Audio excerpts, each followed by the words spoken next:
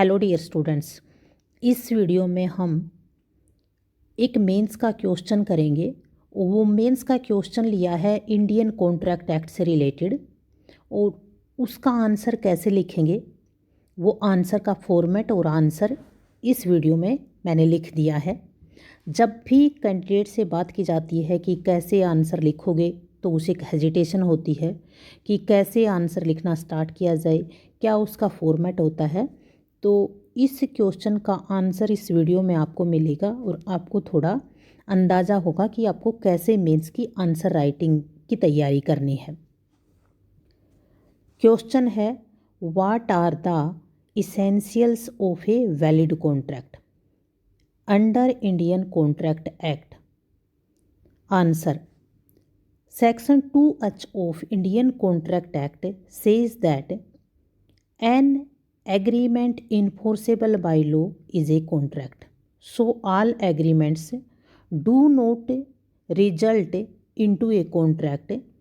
Contract arises as a result of an agreement purporting to create and define rights and obligations between the parties. सबसे पहले हमने answer start किया 2H से कि what is the contract, contract क्या है। फिर उसके बारे में हमने थोड़ा सा एक्सप्लेनेशन दे दिया। An agreement arises by an offer और proposal by one party and the acceptance of such a proposal by the other party. फिर ऑफर किसको कहते हैं? 2A Indian Contract Act define proposal or offer as when one person signifies to another his willingness to do or to abstain from doing anything with a view to obtaining the assent of that other to such act or abstain is he said to make a proposal। ये definition Indian contract act में दी गई है।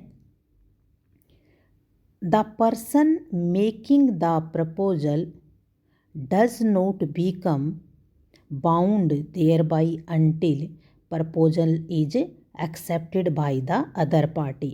जब जिस party को भी offer किया था और वो एक्सेप्ट करती है तब बाउंड होता है, बिना उसके नहीं होता है।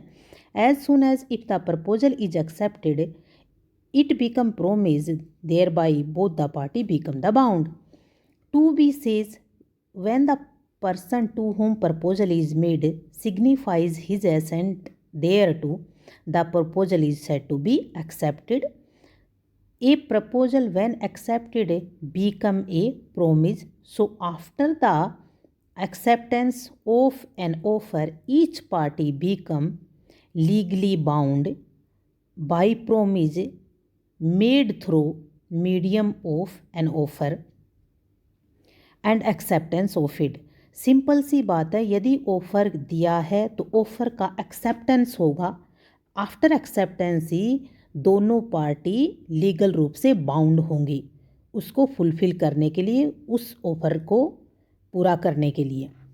According to 2E, every promise and every set of promises forming the consideration of each other is an agreement.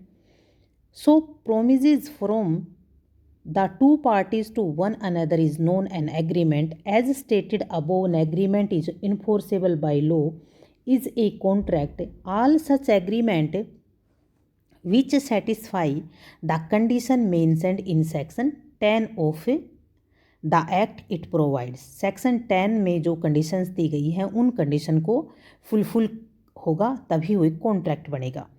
All agreements are contract if they are made by Number 1, the free consent of the parties competent to contract for a lawful consideration and with a lawful object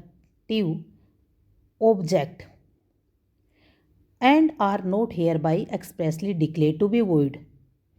So following essentials are needed for a valid contract: A, agreement between two or more parties।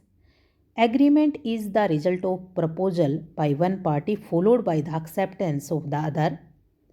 Next, agreement should be between parties who are competent to contract. There should be lawful consideration and lawful object of that agreement. There should be free consent of the parties where they enter into the agreement, and there must not be one which has been expressly declared to be void by law. ये सारे elements पूरे करने ज़रूरी हैं, तभी एक valid contract बनता है।